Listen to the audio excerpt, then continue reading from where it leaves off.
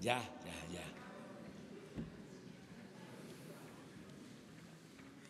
Bueno, el día de hoy vamos a recordar, a conmemorar el 60 aniversario de la Comisión de Libro de Texto Gratuito. Es todo un acontecimiento porque los libros de texto gratuito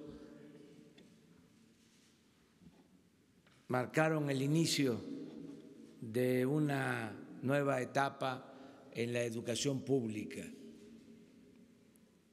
Esto se le debe a un gran presidente, Adolfo López Mateos. Muchos de nosotros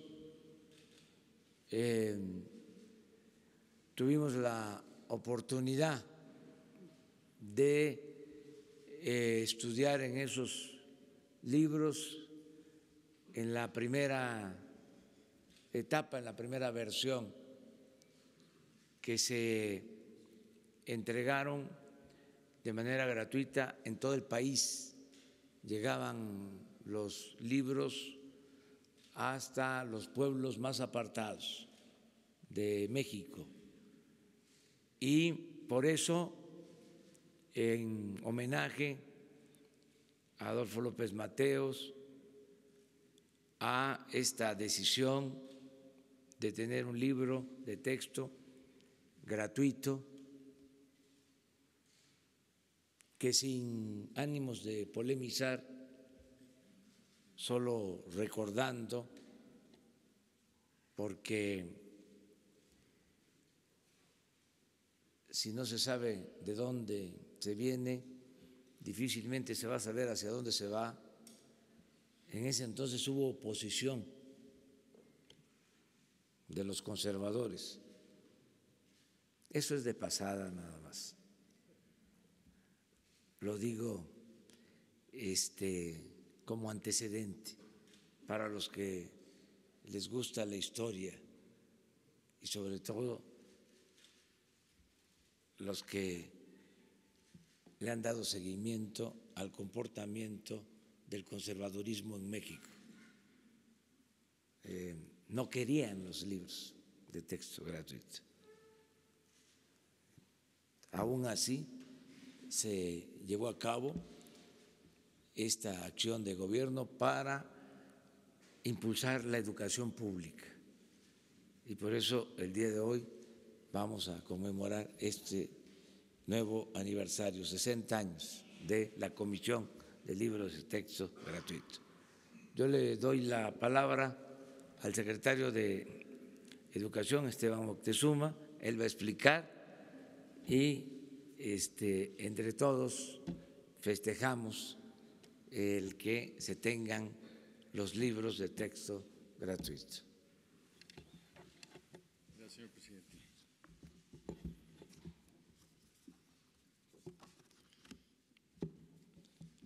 Señor presidente de la República, Andrés Manuel López Obrador, Diego Prieto, director del Instituto Nacional de Antropología e Historia, Antonio Mesa, el director general de la Comisión Nacional de Libros de Texto Gratuito, Nidia Chávez, del Servicio Postal Mexicano. Estamos todos muy contentos porque hoy celebramos el 60 aniversario de la Comisión Nacional de los Libros de Texto Gratuito. A todos los trabajadores, a las trabajadoras del Consejo, a quienes hoy celebramos, muchísimas felicidades.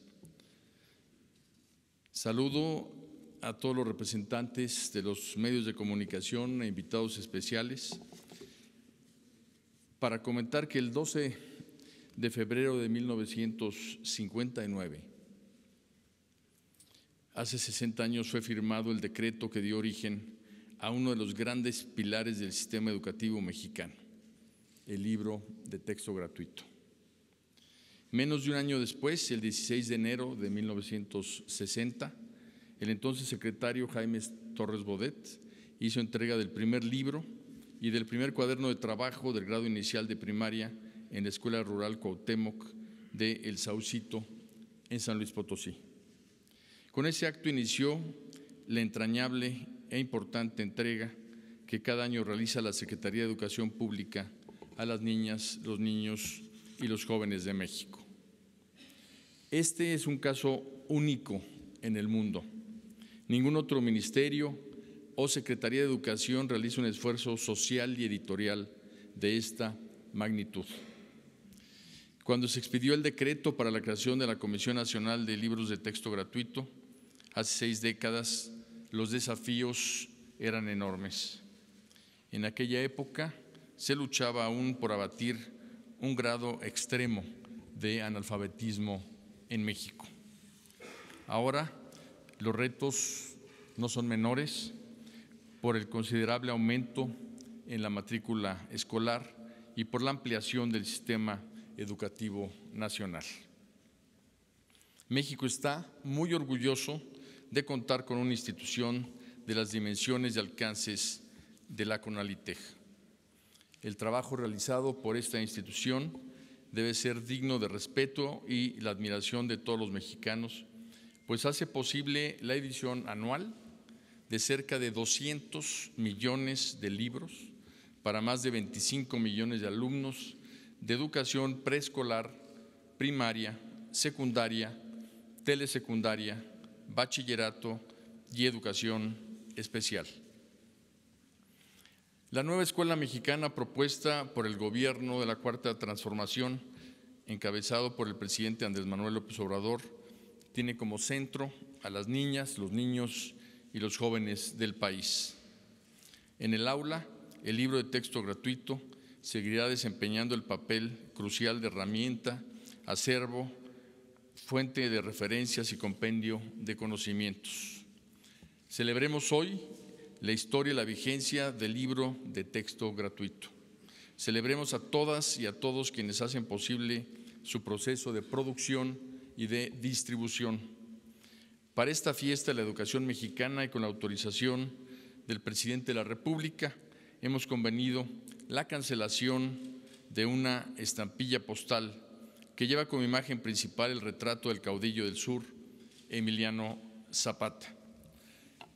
Aquí tengo conmigo el primer libro de texto gratuito que se entregó en México hace 60 años y otro que quizás sea el libro más popular de todos los que se han impreso, con la imagen de la patria, precisamente sobre la modelo y sobre este importante recuerdo para todos nosotros es que hemos invitado a Diego Prieto para que nos narre un pedacito de historia de México. Diego. Gracias, secretario. Con su permiso, presidente. Muy buenos días, tengan todas y todas ustedes. Es para mí en lo personal y para el Instituto, para el cabal cumplimiento del artículo 3 de la Constitución. Y para celebrarlo es oportuno recuperar la imagen de la patria que el arte del pintor Jorge González Camarena grabó en la memoria de millones de mexicanos desde la década de los 60 del siglo pasado. González Camarena creó en 1962 una pieza única para la portada de los libros de texto gratuitos, imagen que gracias a su masiva multiplicación industrial se volvió punto de partida y referencia obligada en la educación escolar y sentimental de los alumnos de primaria de todo el país. Con ella, el pintor dio visibilidad a una idea sencilla: el avance de la nación mexicana bajo el impulso de su historia, con el triple empuje cultural, agrícola, industrial que le dio el pueblo, como señaló entonces el presidente López Mateos. El anonimato cubrió por años a la modelo que posó para González Camarena, y esta ocasión es sin duda propicia para dar identidad a la altiva mujer de tez morena y vestida de blanco, con la bandera en la mano izquierda y un libro en la derecha, que nos vio crecer, tropezar y volver a levantarnos para seguir adelante en nuestra educación. Victoria Dórenlas es su nombre. El artista la conoció cuando trabajaba como mesera en uno de los bebederos de la bohemia artística y literaria de la época, estando casada con el auxiliar policiaco o guarura de una figura política del estado de Hidalgo. El destino y los avatares profesionales del marido se conjugaron para hacer de Victoria la viuda más joven de su pueblo natal, San Agustín Tlaxco, Tlaxcala, que a sus 19 años, libre del guardaespaldas fanfarrón, accedió a posar para el pintor. Victoria Dórenlas fue modelo de varias obras del jalisciense González Camarena, pero sin duda la más lograda y duradera de sus prédicas como modelo esplendente de la belleza mexicana fue la que ostentó con enorme carácter y elegancia en esa inolvidable alegoría de la patria que acompañó nuestros ensueños y nuestra formación como mexicanos en las portadas de los libros de texto gratuitos que literalmente inundaron las aulas de todo México. Gracias.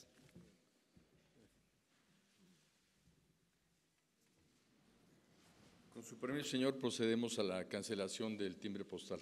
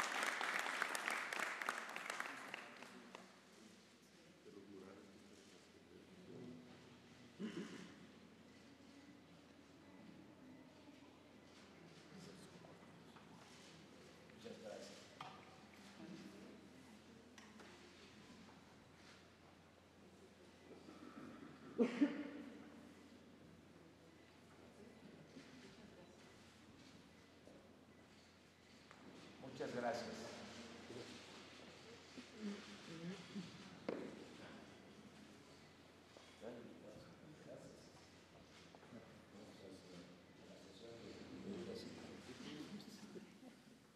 Bueno, pues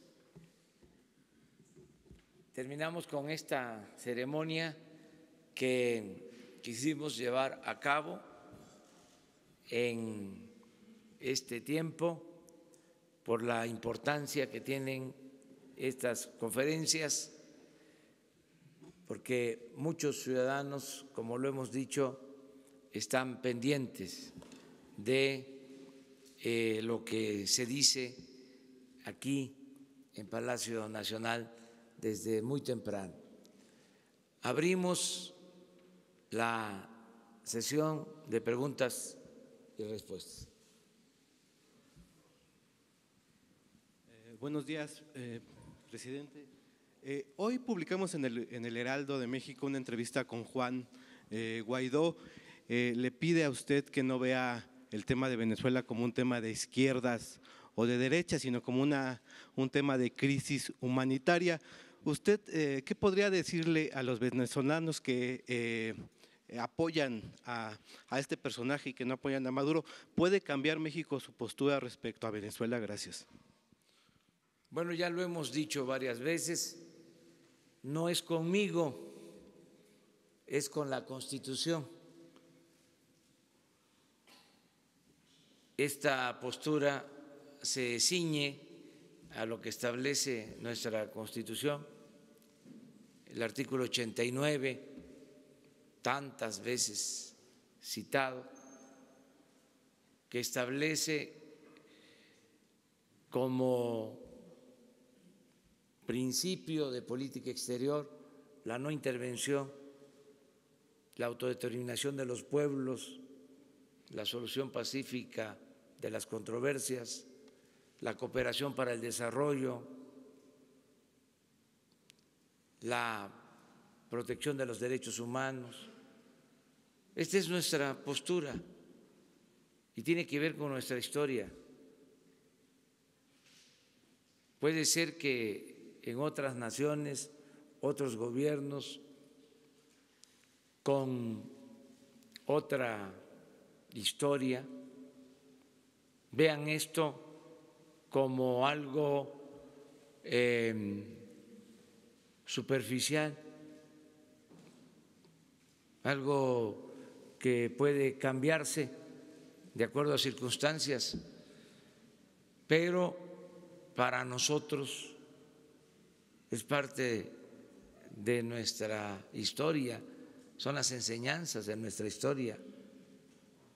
Es la frase del presidente Juárez: entre los individuos como entre las naciones, el respeto al derecho ajeno es la paz. Esa es mi postura, esa va a seguir siendo la postura del Gobierno de México. Deseamos que dialoguen las partes, que haya una solución pacífica, que no se use la fuerza, que se aleje la violencia y que haya oportunidad para la diplomacia, que haya diálogo. Si es un asunto de ayuda humanitaria, que no se mezcle con posturas políticas, ideológicas, que se acuda a la ONU y que sea por ese medio que se dé toda la ayuda humanitaria al pueblo venezolano, como se tiene que dar ayuda humanitaria a todos los pueblos, a los pueblos pobres del mundo. Entonces, esa es nuestra postura, lo expreso de manera respetuosa, no es estar a favor o en contra de ningún gobierno, estamos a favor de un principio constitucional que es parte de la política exterior de México. Gracias, presidente. Buenos días. Le quiero preguntar por el tema de las estancias infantiles, porque siguen las protestas de algunas de las madres que tienen a sus hijos, que se ven en la necesidad de dejar a sus hijos en estas estancias, sobre todo porque 800 pesos al mes pues les parece insuficiente para encontrar una estancia infantil. Si en aras pues de la transparencia, podría decirnos dónde es que se encontró la corrupción, cuántas estancias hay, bien, vamos, los datos precisos y si se presentaría alguna denuncia por tal motivo y que esto lo orilló a cancelar este programa. Por otro lado, preguntarle qué decir sobre este policía que detuvo, que participó en la detención de Joaquín El Chapo Guzmán y que al parecer ahora va a ser dado de baja y se le va a quitar la protección que tiene ahora en Estados Unidos. Gracias. Bueno, acerca de lo primero ya se ha hablado mucho, no solo en este caso, en toda la ayuda que se está destinando a la gente, sobre todo a los más pobres del país, que dicho sea de paso, es una ayuda que nunca se había dado por la cantidad de recursos que se están destinando. toda la ayuda va a ser personalizada. No vamos a entregar recursos a organizaciones sociales ni de la sociedad civil. No van a haber intermediarios. Todo el apoyo va a ser directo al beneficiario con tarjeta, porque tenemos pruebas de que se daba ayuda, no mucha, pero sí se disponía que se apoyara, y el dinero o no llegaba o llegaba con moche, como se dice coloquialmente, se quedaba en el camino. Tenemos muchas pruebas de eso. Vamos a presentarlas, sí, y que conste de que nosotros hemos actuado con prudencia, pero ustedes lo quieren saber todo y les felicito, porque vamos a dar a conocer todo lo que se entregaba y no llegaba a estas estancias infantiles, que son parte de la concepción neoliberal de privatizarlo todo, de subrogar servicios, como lo hicieron con las estancias infantiles, las guarderías del Seguro Social, y ya sabemos lo que desgraciadamente sucedió en la guardería ABC. No queremos eso. No se sabía, y existen reportes de las autoridades encargadas de la fiscalización de que no había legalidad y no había normatividad, seguridad. Se trata de niños. ¿Era un riesgo? Claro que sí. Entonces, ahora lo que queremos es que sean los padres los que asuman su responsabilidad, tengan el apoyo y ellos decidan libremente. Yo sé que esto no les ha gustado a algunos. Tenemos también la protesta de organizaciones sociales, de organizaciones campesinas, de otras asociaciones que recibían recursos. Ya eso se terminó. Vamos a procurar que sea de manera directa desde la tesorería de la Federación al beneficiario, y que no sea efectivo, que sea tarjeta. Estamos haciendo un gran esfuerzo para que haya sucursales del Banco de Bienestar en todo el país, para entregar los fondos de esa forma, de esa manera.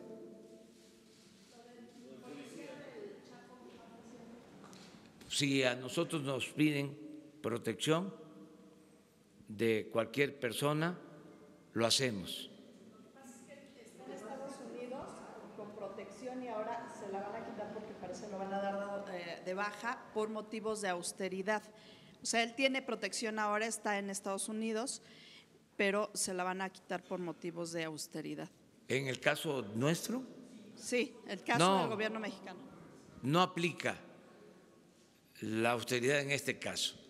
Lo que pasa es que como se bajaron los sueldos, como ganaban 600,000 pesos mensuales los de arriba, y ahora nadie puede ganar más de 108,000, como ya no hay aviones, como ya no hay aviadores, hablando de aviones, como ya no hay lujos, pues ya ahora se le echa la culpa de todo a la austeridad de nuestro gobierno. No, eso no tiene nada que ver con la austeridad. Para decirlo con claridad, de manera coloquial, lo que se llevó a cabo fue un ajuste arriba, solo se cortó el copete de lujos. Entonces, esto se mantiene. Claro, lo he dicho aquí, para periodistas, para la gente que está amenazada, la gente que requiere de seguridad, va a tener siempre la protección de nosotros. Es una obligación que tenemos, tiene que ver con los derechos humanos. Esto lo maneja Alejandro Encinas, aquí ya lo hemos dicho. Entonces, yo sé que están molestos, ¿no?, nuestros adversarios, sobre todo los conservadores, fifís, que ayer también salió de que una modista o diseñadora va a estar en el CONACYT. Me informan que no es así. La directora del CONACYT, Premio Nacional de Ciencias 2017, es para decirles, tengan para que aprendan. O sea, y nos salen con eso. O sea, vamos a suponer que sea cierto, la directora del CONACYT va a actuar y aquí, con transparencia, esas cosas no se pueden permitir. Ya no hay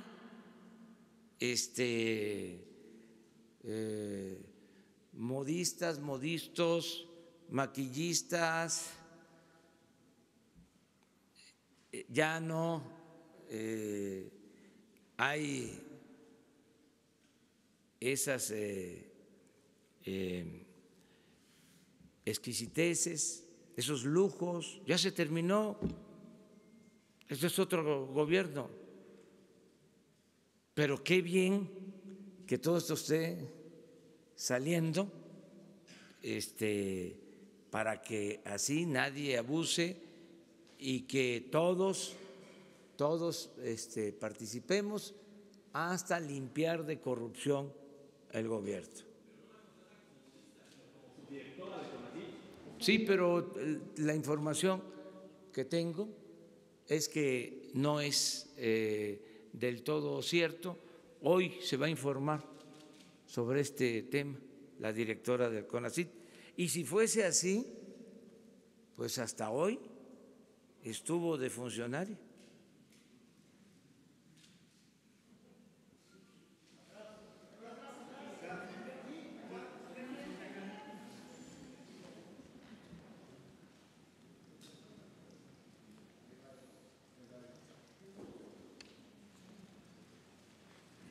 Buenos días, presidente Arturo Ángel de Animal Político. Yo traigo preguntas en torno a dos temas. El primero es Odebrecht y transparencia. El día de ayer en la sección del Sabueso de Animal Político, donde hacemos una verificación si lo que dicen los políticos es cierto o no, revisamos lo que usted mencionó respecto a que el INAI había ordenado que nos informara del tema de Odebrecht. Lo que concluimos es que es exactamente al revés. El INAI ha ordenado en varias veces el año pasado que se dé a conocer la información de la investigación de Odebrecht, pero es la PGR la que no ha querido dar a conocer esa información. Esta opacidad, presidente, ya se extiende al actual sexenio, porque en diciembre pasado el INAI volvió a concluir que hay que pedir estos datos y se lo hizo a la Fiscalía General que encabeza Gertz Manero, y la Fiscalía con los mismos argumentos, lo publicamos justamente en Animal Político, con los mismos argumentos no quiso dar la información, incluso ha litigado en tribunales acaba de obtener una suspensión definitiva de un juez para no informar. Entonces, mis preguntas en este tema son dos. Por un lado, ¿qué opinión le merece que la Fiscalía General de la República continúe sin querer dar ninguna información, incluso buscando amparos para no dar ningún dato, ni siquiera cuántos funcionarios han declarado, no sabemos exactamente nada? Y la segunda pregunta en torno a este tema, presidente, es si su gobierno, a través de áreas como la Secretaría de la Función Pública y todas las que han intervenido en este caso, nos van a informar en algún momento qué han hecho, en qué estado recibieron las investigaciones del lado de la Función Pública. Eso en torno a este tema, por favor. Sí, yo tengo información primero de que el Instituto de la Transparencia en un primer tiempo, en una primera decisión, declaró que era información secreta. Nada más le voy a pedir a Jesús para que lo busquemos y se los aclaremos. Tengo esa información. Que después cambió, sí, pero inicialmente sostuvo que era información que no podía revelarse. Entonces, estamos emplazados a eso.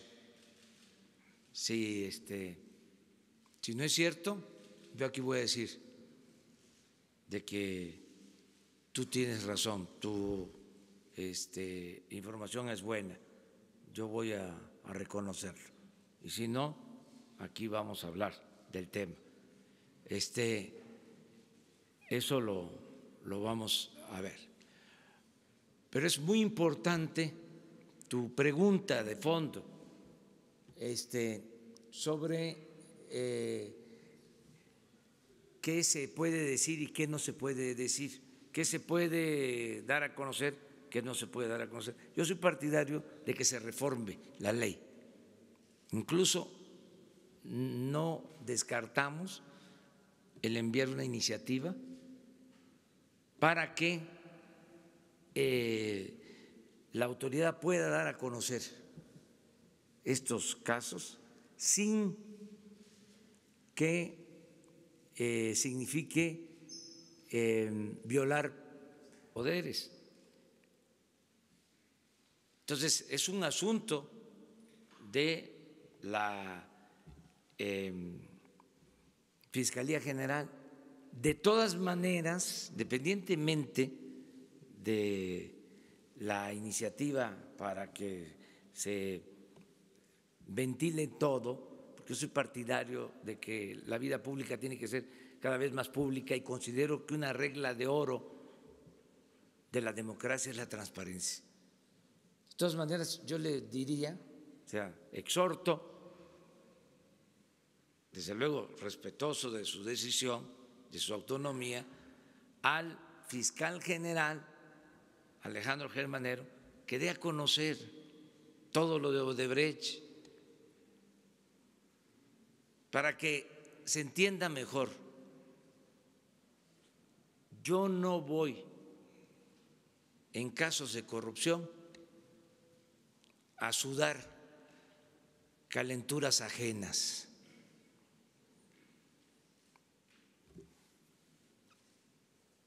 Todo el que se meta en un caso de corrupción tiene que asumir su responsabilidad. Yo no voy a proteger a nadie,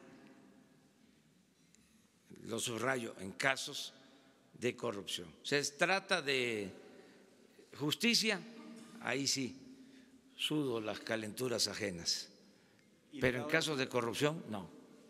Del lado de la Función Pública y de Pemex, que no sabemos tampoco qué hicieron realmente en el sexenio pasado en torno al caso de Odebrecht. Toda la información debe de entregarse.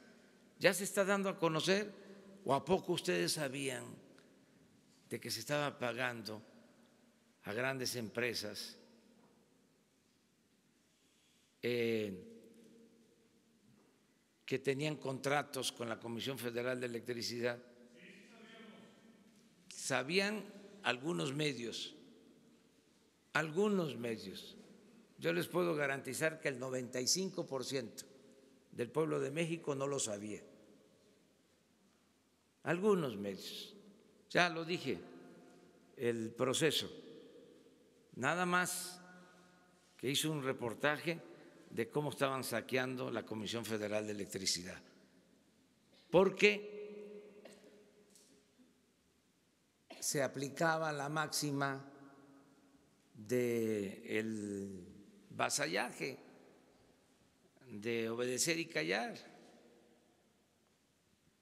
Se gritaba como pregonero todo aquello que le convenía al régimen y callaban como momia lo que no era conveniente para los intereses creados.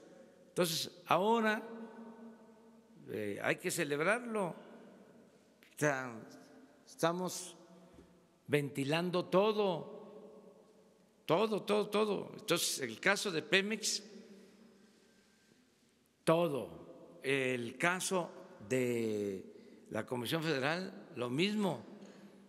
No vamos a ocultar absolutamente nada y se va a proceder legalmente. Siempre. No vamos a tapar a nadie, no vamos a proteger a nadie.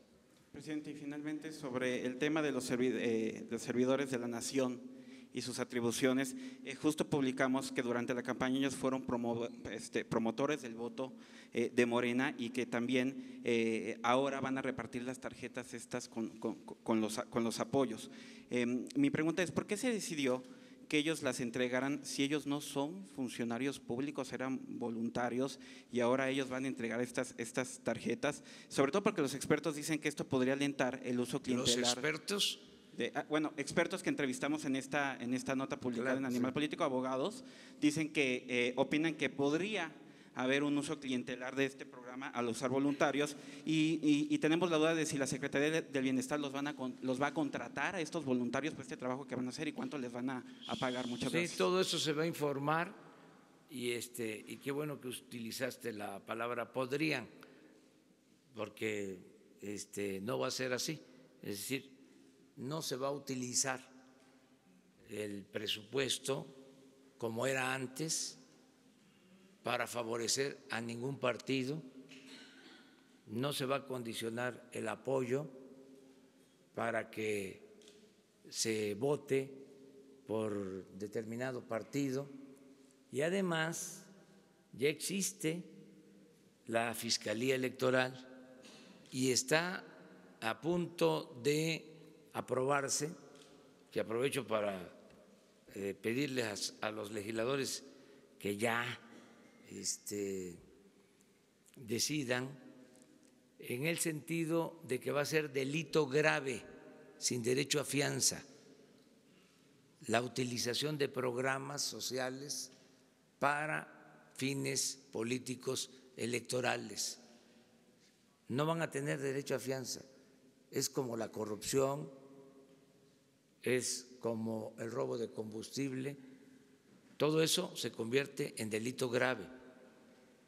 Y cuando se tenga ya integrado todo el gobierno, que se tengan las contrataciones de los que van a trabajar en las coordinaciones en los estados, ayer lo dije, se va a transparentar toda la nómina del gobierno.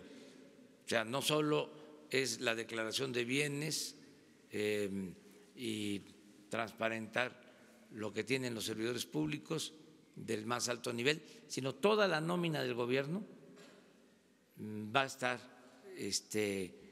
en redes, en el internet. Ahora vamos a ver.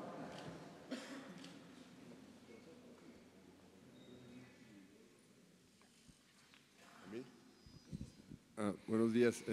Bueno, los dos, después tú. Juan Fernando Gili, Grupo Gili, El Imparcial, La Crónica y Frontera. Dos cosas. ¿Cuál va a ser la postura de su gobierno respecto a la importación de autos usados de Estados Unidos?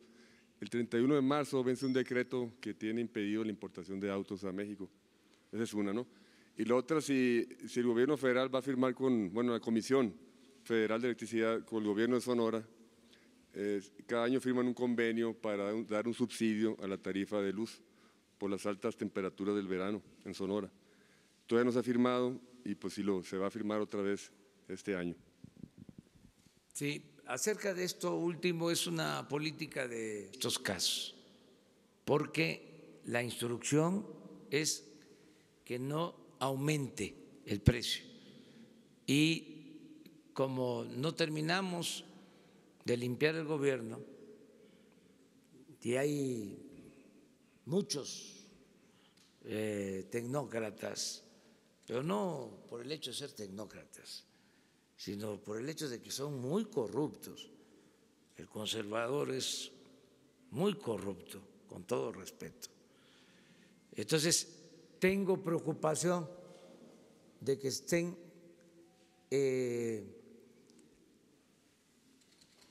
elaborando recibos, ¿sí?, con precios elevados para echarnos la culpa. Entonces vamos a revisar todo eso. Aprovecho para comentarlo a la gente. Lo otro que preguntaste es… Nomás para precisar, ¿el subsidio se mantiene entonces para las familias, pues para que no reciban? Sí, lo que está no cambia, o sea, no va a aumentar el precio de la luz en términos reales. La otra pregunta era, ¿cuál va a ser la postura de su gobierno respecto a la importación de autos de los carros de Estados Unidos usados, ¿no? Sí, usados. Eso lo está viendo la Secretaría de Economía y vamos a fijar ya una postura antes de que venza el plazo que se tiene para este propósito. Antes de marzo, la Secretaría de Economía va a fijar una postura. Ya me lo han planteado, sobre todo en el norte del país. Me lo han planteado los que quieren que se regularice, me lo han planteado autoridades que quieren que haya más control sobre esto, porque muchos carros irregulares se utilizan para cometer delitos y no hay un control adecuado. Y lo plantean desde luego los distribuidores que no quieren que se continúe con este programa. Nosotros vamos a analizar los pros, los contra y se va a resolver en su momento. Presidente, sobre el asunto de la Guardia Nacional y las audiencias que se siguen llevando en el Senado de la República. Ayer el presidente de la Comisión Nacional de Derechos Humanos insistía en la necesidad de que se optara más bien por fortalecer las policías estatales en lugar de tener una policía, una Guardia Nacional con mando militar. Usted, si hay algún cambio en la postura del gobierno federal acerca de cómo sería el mando de la Guardia Nacional y si todas estas posiciones que se han vertido por parte de organismos nacionales de defensa de derechos humanos en estas audiencias modificarán en algo la postura del gobierno respecto a ello. Esa es una. Y la segunda, aprovechando que están aquí la gente de la Comisión Nacional de los Libros de Texto Gratuito, ¿habrá alguna revisión de parte de su gobierno para darle algún otro cariz, algún otro giro a la temática que se aborde en los libros de texto gratuito a partir de este año, del año siguiente? ¿Será una revisión, actualización? ¿Se le dará otro giro a lo que se enseña en las escuelas, sobre todo en temas de historia? Bueno, sobre lo primero ya hemos explicado, tenemos una postura, hace falta la Guardia Nacional. Necesitamos de una Guardia Nacional. Hace poco vi una encuesta y como el 90% de los ciudadanos, según esa encuesta, no sé si 80 o 90 están a favor. Esto ya lo deben de tener registrado los legisladores. Ellos son los que van a decidir. Yo estoy a favor de la Guardia Nacional, creo que se necesita y deben de existir las policías estatales, las policías municipales, pero tiene que existir también una policía federal. Eso existe en todo el mundo, llámese como se llame. ¿Cómo es posible que el gobierno federal no tenga elementos para garantizar la seguridad pública? Yo no creo que haya dicho eso el presidente de la Comisión de Derechos Humanos. No lo creo. Sí, pero sin que haya Guardia Nacional. Hace hincapié también en la necesidad de que no sea mando militar. Pero que sí exista Guardia Nacional. Que no sea mando militar, finalmente es la posición de todas las organizaciones que han participado en estos debates. Sí, es que pues ellos se quedaron en el modelo antiguo que no dio resultados. Es la Policía Federal. Miren el resultado. Lo sabe el presidente de la Comisión de Derechos Humanos. 230,000 asesinatos en 10 años, más de 1 millón de víctimas de la violencia. Es dolorosísimo lo que sucede. 40,000 desaparecidos.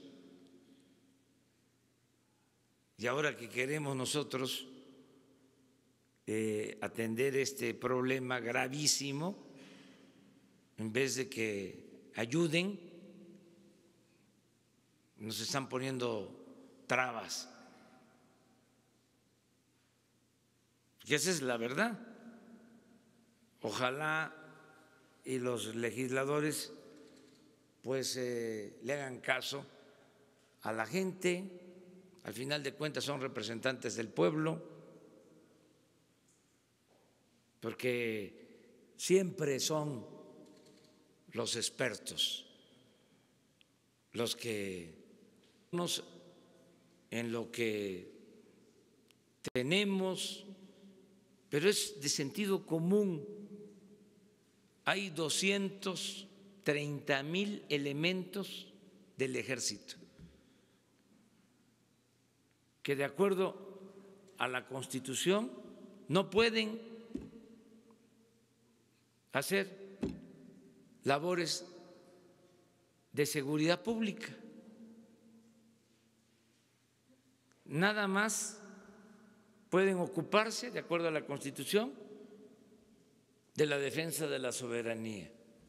¿Y qué es lo que más le preocupa a los mexicanos? ¿Qué es lo que más debe de ocuparnos? La seguridad pública. Ese es nuestro principal problema. Y no vamos a poder utilizar esta institución que tiene experiencia, que tiene disciplina, que hay incluso infraestructura que no tienen otras corporaciones. No la vamos a utilizar ahora que la necesitamos para la seguridad pública. 40,000 marinos que tampoco, de acuerdo a la Constitución, pueden ocuparse de la seguridad pública, y lo único que hay para la seguridad pública efectivos, 20,000 policías federales. Tiene más policías el gobierno de la Ciudad de México, 80,000, que los 20,000 que se tienen para la seguridad pública en todo el país. Pero los expertos y los de las organizaciones de la sociedad civil, pues no sé qué estén pensando, porque ya basta también de la simulación, de estar nada más haciendo análisis de la realidad sin transformarla, puro experto, puro diagnóstico, estudios, contratación de asesores, pero no se hace nada por cambiar las cosas. Lo de la Guardia Nacional es urgente, es una preocupación. Yo todos los días recibo el parte de la policía de lo que sucede a nivel nacional y duele mucho. Por ejemplo, las fosas estas en Colima, más de 60 homicidios, o sea, todo eso, el asesinato ayer en Jalapa, que todo hace pensar que fueron policías, otra situación de abuso de autoridad de elementos del ejército que ya están detenidos, que se está castigando, muchas cosas diarias. Por eso necesitamos una Guardia Nacional con mística, con formación, y también les adelanto, va a haber una campaña que vamos a hacer entre todos los mexicanos, pero como nunca, para llamar a los jóvenes a no caer en la tentación de las drogas, porque el problema de inseguridad y de violencia lo podemos enfrentar si evitamos, entre otras cosas, que siga creciendo el consumo al interior del país. Y eso podemos controlarlo porque en nuestro país, por nuestra historia, por nuestra cultura, hay muchos valores. Todavía hay una gran reserva de valores culturales, morales, espirituales. Entonces vamos a hacer una campaña para que los jóvenes no consuman drogas. Y vamos a hablar sobre este tema. Todos los días vamos a hablar sobre este tema. Y lo riesgoso, lo peligroso que son las drogas y las opciones que hay para que los jóvenes, en vez de engancharse en actividades ilícitas, puedan tener trabajo, puedan estudiar, puedan tener oportunidades. Va a ser una campaña amplia de todos, y voy a pedirle a los medios de información, no me voy a meter a cuestionar, porque hay hasta series de televisión que exaltan, ¿no?, estos comportamientos que llaman de manera indirecta sin intenciones a que se sigan esas conductas. No me voy a meter en eso, pero sí vamos a hacerle frente, ¿sí?, a todas estas desviaciones para bajar el consumo interno, atendiendo más a los jóvenes. Esto por lo que tiene que ver con lo de la droga. Y acerca de los contenidos, Esteban. Sí, señor. Estamos en este momento viendo cómo se procesa en el Congreso la iniciativa que el señor presidente envió el 12 de diciembre para la abrogación de la reforma educativa, y esto va a llevar como consecuencia también nueva legislación secundaria. Junto con eso estamos trabajando en lo que sería un nuevo modelo educativo, porque a partir del modelo surgen los planes y programas, los materiales, los contenidos, y obviamente esto pues lo recogerán los libros de texto en las materias en que se le dé un nuevo enfoque con esta educación que queremos integral, y en particular también Pero si a mí me piden opinión como a cualquier ciudadano, yo diría que hay que trabajar mucho en las matemáticas, pero también hay que trabajar mucho en la ética, en el civismo, en la historia y en algo que es polémico, pero muy importante, en el fortalecimiento de valores culturales, morales, espirituales, que podamos transmitir en toda la enseñanza, en la educación formal, en la educación informal, de que solo siendo buenos podemos ser felices. Pero eso es muy polémico, por eso me callo.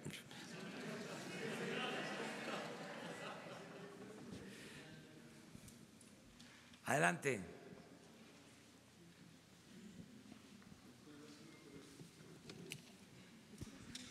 Miren, nada más espérame, me están dando información.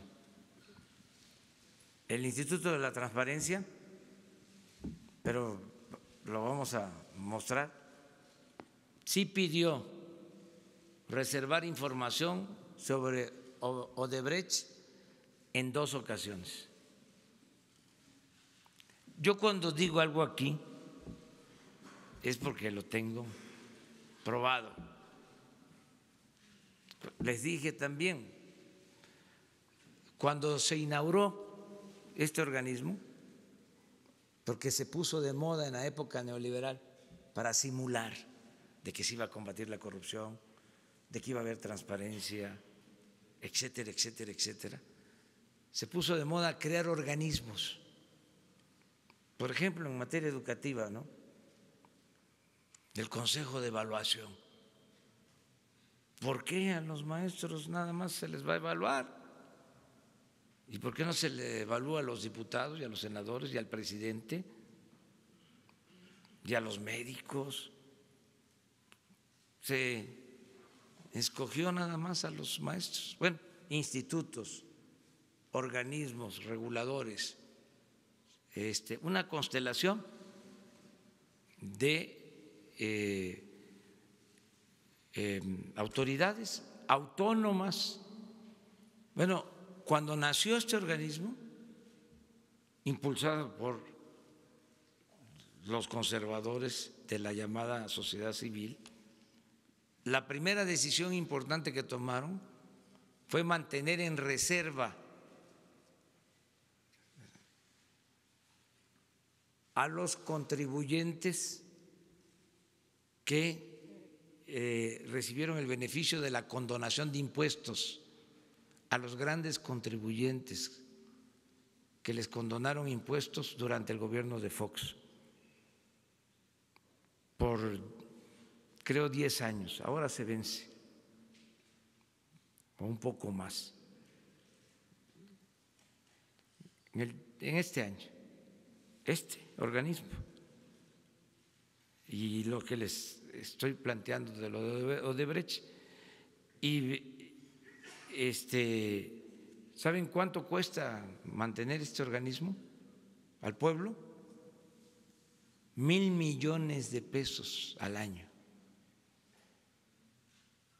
porque ganaban 250, 300 mil pesos mensuales cada experto. Entonces, aquí aprovecho para…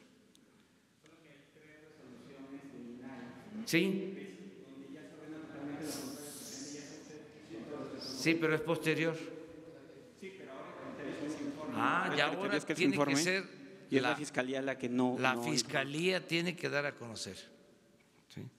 Pero sí, sobre esto que dije, porque también cuando digo alguna cosa, hay por ahí un organismo, una asociación, dice, ¿es cierto o es mentira? Y siempre resulta que es mentira lo que yo digo. Entonces, por eso es importante, no siempre, sí, pero suele pasar. Es también un organismo de la llamada sociedad civil. ¿Saben cómo se llamaba la sociedad civil antes? ¿Cómo se le decía a la sociedad civil? Gobierno respecto al veredicto en contra del Chapo Guzmán. Pues fue una decisión que tomaron en Estados Unidos. Nosotros pues somos respetuosos de esos procesos legales, no le deseamos mal a nadie. Me gustaría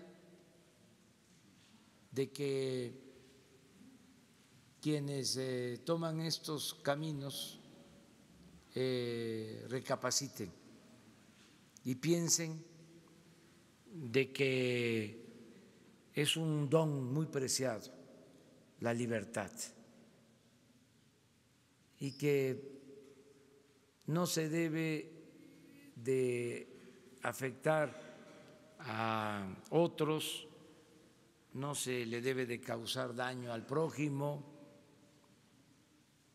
y no hay que causarse daño a uno mismo y a los familiares, porque son de una u otra forma sufrimientos. Eso es lo que puedo decir.